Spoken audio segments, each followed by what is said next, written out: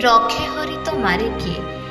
ନିଖୋଜର 5 ଦିନ ପରେ ମୃତ ଅବସ୍ଥାରେ ଜଙ୍ଗଲରୁ ଉଦ୍ଧାର ହେଲା 3 ବର୍ଷର ଶିଶୁପୁତ୍ର। ଗତ 21 ତାରିଖରେ ରୁଗୁଡ଼ି ଥାନା ନୂଆଗାଁ ଦଲକୁ ସାହିର ସୁଭାଷ ମୁଣ୍ଡାଙ୍କ 3 ବର୍ଷର ପୁଅ ବିକାଶ ମୁଣ୍ଡା ଘର ବାହାରେ ଖେଳିବା ସମୟରେ ନିଖୋଜ ହୋଇଯାଇଥିଲେ। ଏନେଇ ପରିବାର ଲୋକେ ବିଭିନ୍ନ ସ୍ଥାନରେ ଖୋଜାଖୋଜି କରିବା ସହ ରୁଗୁଡ଼ି ଥାନାରେ ଲିଖିତ ଭାବରେ ଜଣାଇଥିଲେ। ତେବେ ନିଖୋଜ ହେବାର 5 ଦିନ ପରେ ଆଜି ପାଖରେ ଥିବା ରେଙ୍ଗାଳ ବଡ଼ ଜଙ୍ଗଲକୁ କିଛି ଲୋକେ ଜଙ୍ଗଲଜାତ ଦ୍ରବ୍ୟ ଆଣିବାକୁ ଯାଇଥିବା ବେଳେ ଏକ ନାଳ ନିକଟରେ ଶିଶୁଟି ଚେତାଶୂନ୍ୟ ଅବସ୍ଥାରେ ପଡ଼ିଥିବାର ଦେଖି ଉଦ୍ଧାର କରି ପରିବାର ଲୋକଙ୍କୁ ଖବର ଦେଇଥିଲେ।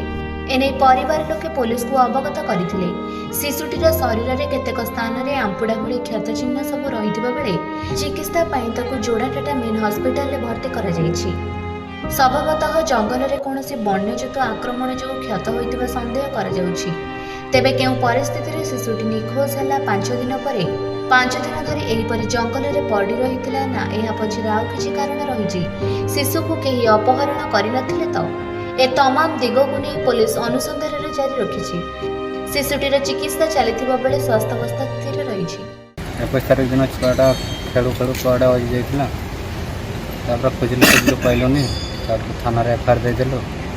ଏଫଆଇଆର ଦେଇକି ସେମାନେ ବି ଖୋଜାଖୋଜି କଲେ, ଆଉ ଆମେ ବି ଖୋଜାଖୋଜି କରୁଥିଲୁ। ତ ନ ପାଇକି ଆଜି ରେଙ୍ଗଡ଼ବେଡ଼ା ଆଡ଼ୁ 2ଟା ପିଲା ଗୁଡ଼ା ଜଙ୍ଗଲକୁ ଯାଇଥିଲେ ବେଳେ ସେମାନେ ଉଦ୍ଧାର କରିଲେ। ପିଲାଟା ସେ ଆମ ଗାଁ ତଳୁରେ ଜଙ୍ଗଲ ପାଖରେ। କେନ୍ଦୁଝର ଜିଲ୍ଲା ପ୍ରତିନିଧି ଦାଶରଥୀ ଗିରିଙ୍କ ରିପୋର୍ଟ, ନିରପେକ୍ଷ ନ୍ୟୁଜ୍।